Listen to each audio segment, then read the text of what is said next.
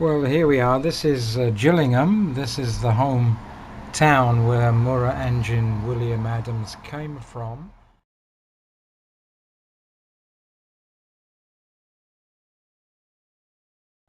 So I wish welcome from Gillingham to the students of the Tokyo Shosen University. Uh,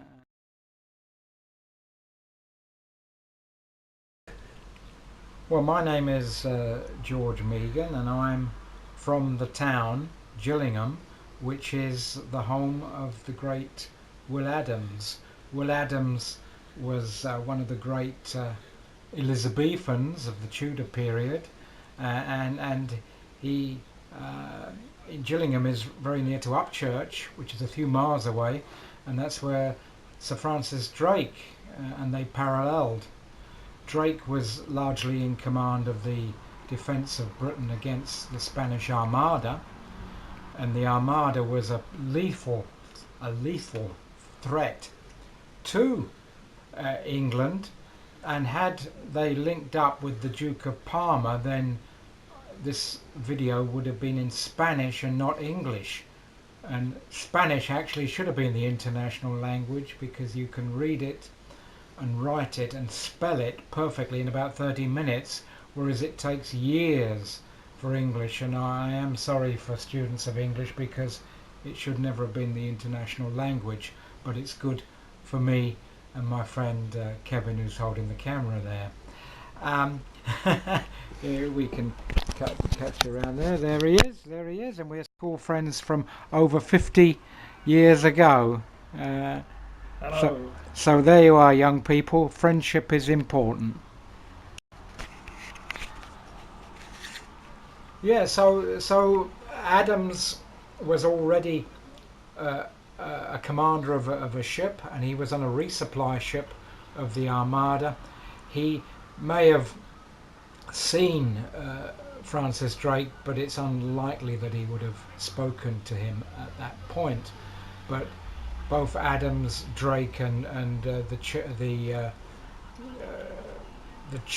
chairman, the leader of the Chatham Dockyard, was Sir John Hawkins, another one of the pioneers who defended Britain against Catholic Spain. Now, when Adams arrived in Japan, he was originally sent out on 5 Dutch ships. He was working for the Dutch at that time, and they went through many uh, adventures and rather frightening things. My own background, I developed, and I'm probably the only person you'll ever meet who's developed scurvy. I did develop the scurvy sickness on the road. I was on the road about 2.5 years, and I found myself in Panama, and I couldn't push food into my mouth because of the blood that was coming out of my gums. Scurvy, which is normally associated with the marine illnesses, was so devastating that if you cut your hand when you were a kid, 30 years later that cut would open and blood would come out. Mm. It's a dreadful illness, and um, when Adams arrived in, he was very near death, as were the others, and there was about, I think, 23 people arrived in Japan out of a crew of over 100, and 3/4, you can sense from that, 3/4 died from privation and the misery on these very, very small ships. Indeed, I was the sensei for English in Kobe Shosen, and we had the Fukai Maru there, and the ships that arrived with Adams were smaller than even the Fukai Maru, which is a fairly small ship. So we do have links. I've also been on the campus of Tokyo Maritime University also, and have friends, old friends I suppose by now. And here we are back in Gillingham, back to the beginning. it's the most historical region of Great Britain because it's on the way to Spain, and Queen Elizabeth I was through here, uh, and had such a big party that she bankrupted the local power broker at the time to to pay for the to pay for that. Uh, and we're 40 miles from the English Channel and 40 miles from London, and so all the historical figures of the period, the Tudor period and beyond, they all came through this very historical part, and I hope a little bit later we can see some of that together. And I'm very happy to be talking to you young people of Tokyo Shosen. I have two children, and they reflect on my own adventures. One is named Ayumi, meaning walk, and another is Susumu, if you will, which means keep going, and together Ayumi Susumu means progress, I believe. This is and they're all in London now. The whole world is in London, and London is the greatest international city in the world, not Tokyo. But of course, it's a lot safer in Tokyo than it is in London at this time. So we're on an adventure. My own adventure took me to the very bottom of South America, Tierra del Fuego, named by Ferdinand Magellan, and I reached after about 1.5 months, I reached from Tierra del Fuego on foot the Strait of Magellan, Magallanes, the Argentinians call it, and Adams himself also went through the Strait of Magellan, and he also named Tierra del Fuego, Land of Fire, was named by Magellan. So we touched similar parts, and it's interesting that my very beginning was in Ushuaia, and this is on the Beagle Channel, and the Beagle was the ship of Charles Darwin, you may be familiar with the theory of evolution, and Darwin met Captain Fitzroy of the Royal Navy, and they sailed for 5 years. Darwin became very sick. We mentioned sicknesses of sailors, and he was sleeping under a tree where opossums, a South American animal, had been sleeping, and they got fleas, and he was sick for the rest of his life because of that. Indicate some of my own adventures. I'll give one story.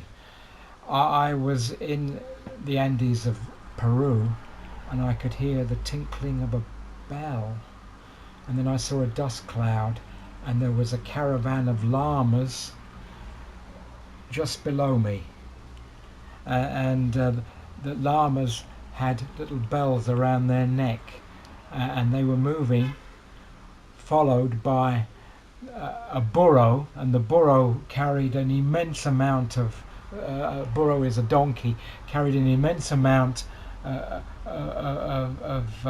cargo, but the llamas were limited by law of Peru to 20 kilos per animal, and they were moving at quite a speed. I would do about 6 kilometers an hour as I could, even in the mountains, but the llamas and the donkey were moving at about 7.5 miles an hour. So I joined in to this grouping and followed along, jog trotting, and we went over the hills and the mountains, and it was all lit by a brilliant full moon, and we exploded into the plaza of a little village, a little pueblo.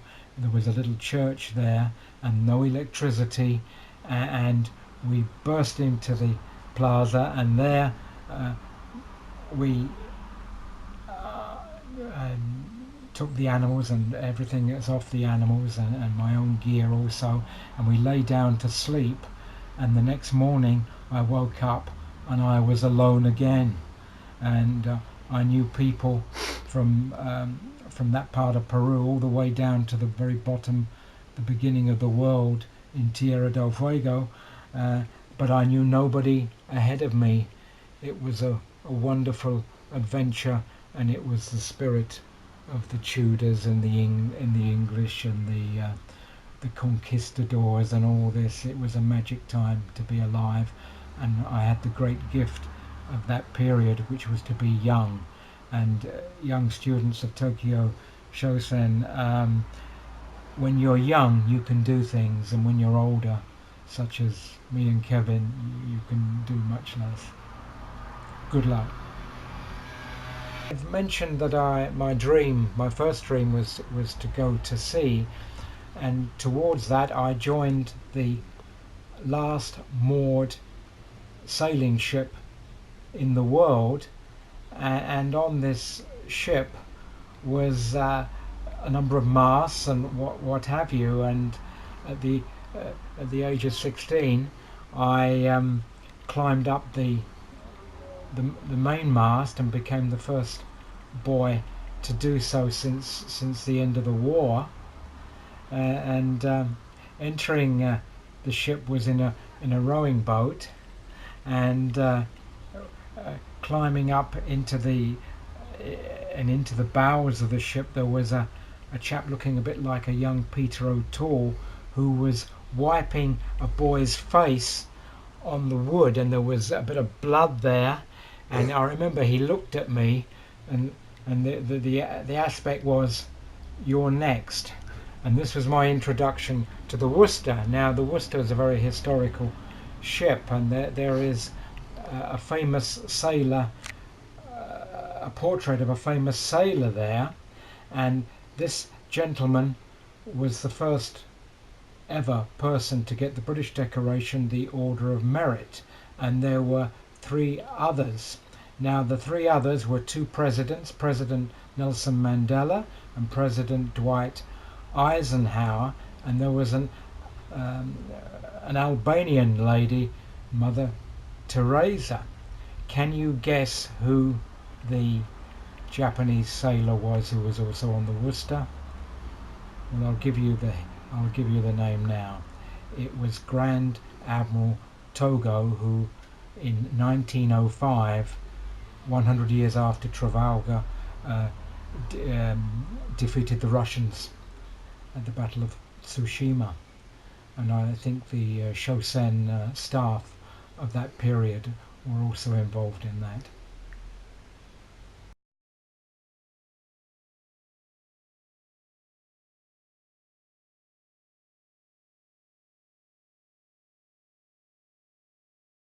Go on then.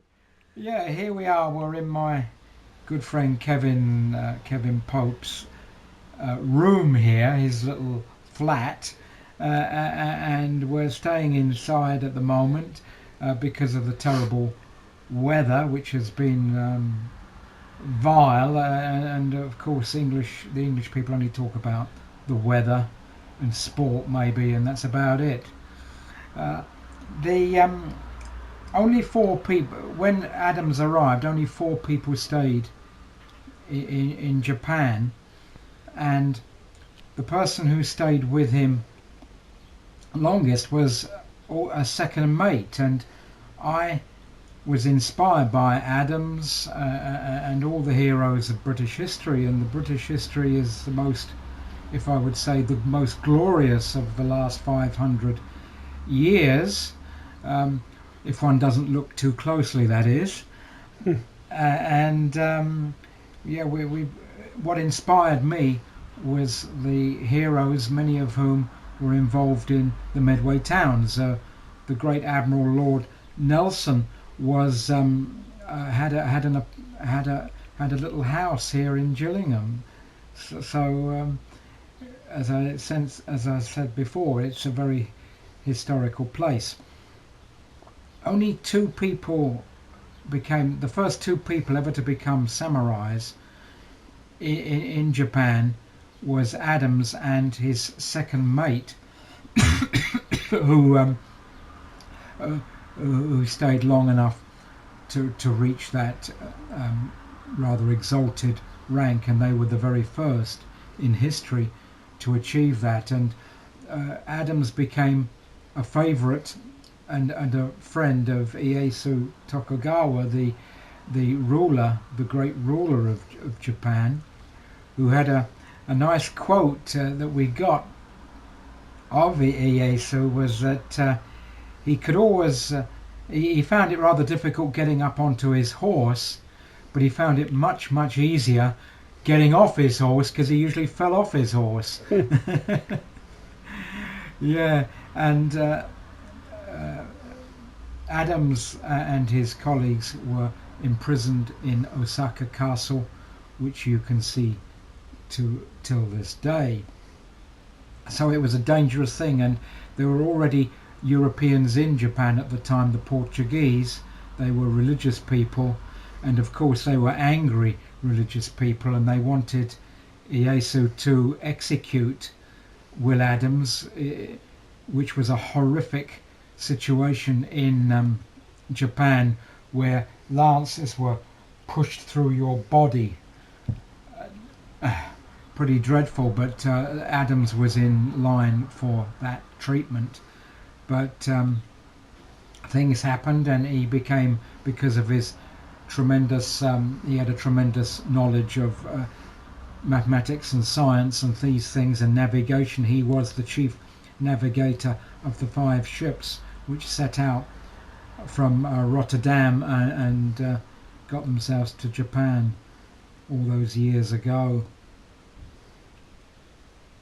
The Dutch were very often at war with the British, and were the only people who routinely defeated the historic British, and they have a particular link with Gillingham, the town of Will Adams, and the nearby towns of Rochester and Chatham, because the Dutch did one of the most extraordinary raids up the River Medway, where Adams and Drake both learnt their seamanship on the difficult river, and they came up the river, and they had with them a most spectacular individual who was English, who was known as a traitor, and the traitor dropped the people in the town of Gillingham, and the ladies of Gillingham said how much nicer the Dutch were than the drunken English.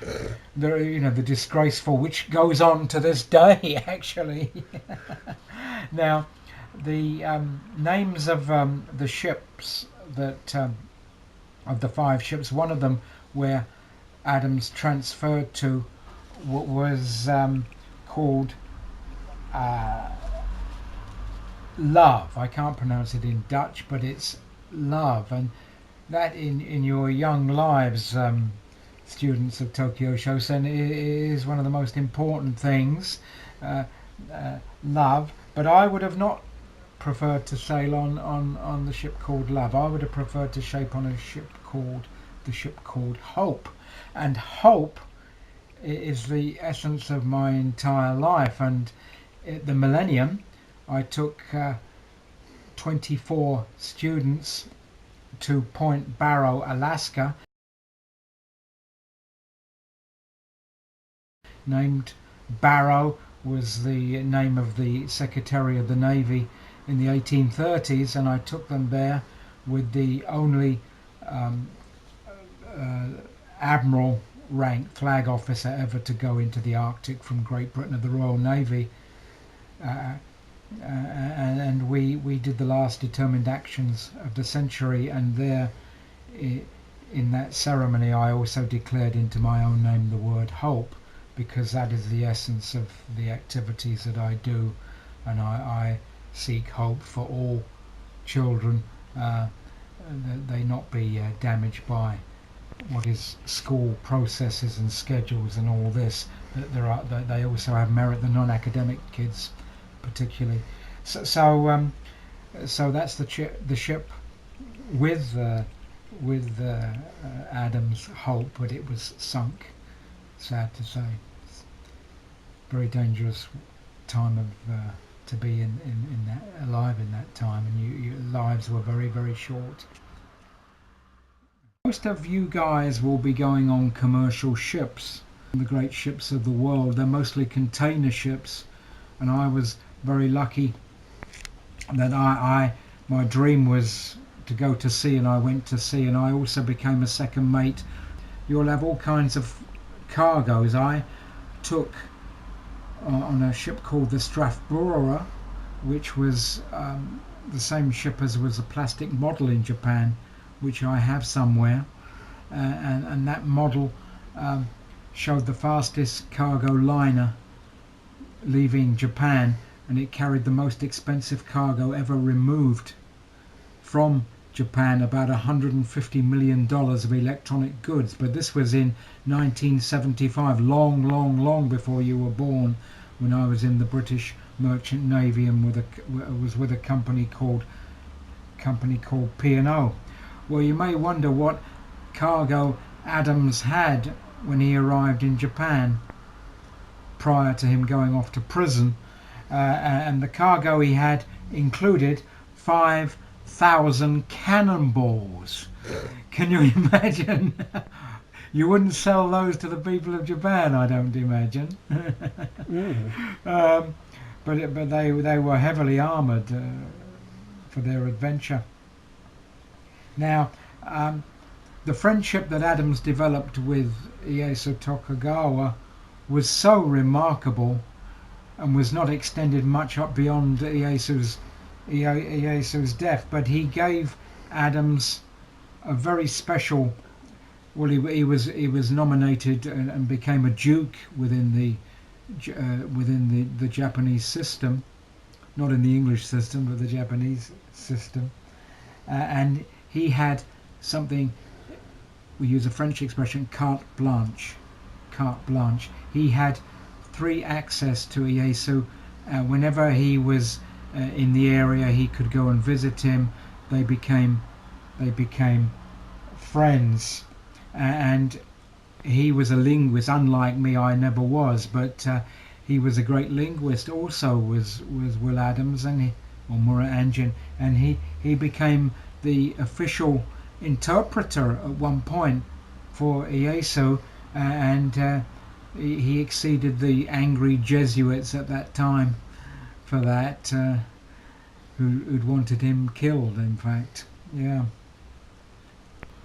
Adams had a family here, not in Gillingham actually, but in London, and he did everything that he possibly could to support his family in England. But Ieyasu wouldn't allow, because he was such a valuable man, he wouldn't allow him to leave Japan. And things being what they are, and the name of his ship Love also, he met a lovely Japanese lady named Oyuki, and they had two children, a son named Joseph, that was his English name, and a daughter named Susanna. Isn't that wonderful? There's international relations first off, and Adams was a sort of an Elizabethan Tudor ambassador in many ways, and if you've ever seen the James Clavell story called Shogun, where Richard Chamberlain plays Adams, known as I forget what they call him, Blackthorn, I think his name is that. But that's based on it. It's a wonderful adventure of the great man. Gillingham and the Medway towns is also a tourist area for the more hardy of the tourists who find their way to here. But also Japan is a beloved country for us in the modern period, that is, not before.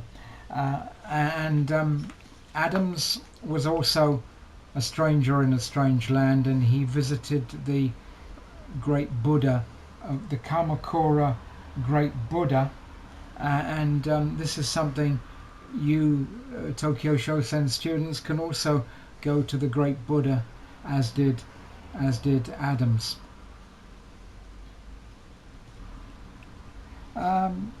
Adams was finally given permission to return to England, but he was so Japanesized his success his remarkable and unique success was in Japan, and also he couldn't stick the other English,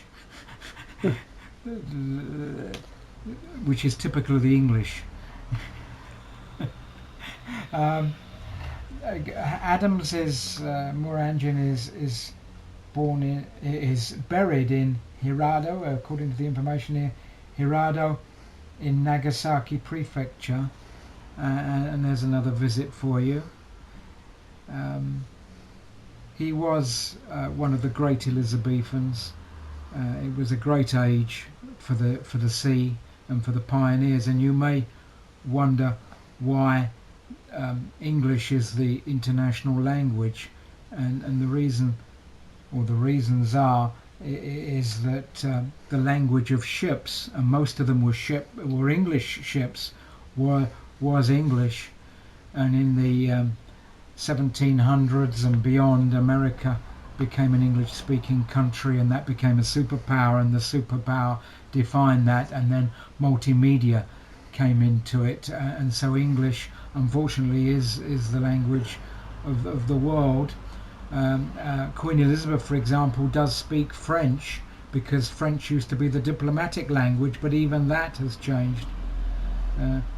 We're very lucky in that, and good luck in your English studies, although the way it's done in Japan with big classes and that's not the way. The way to learn English is to be in an English-speaking country, and you are most welcome to come to Gillingham and meet Kevin and I, and you'll be most welcome.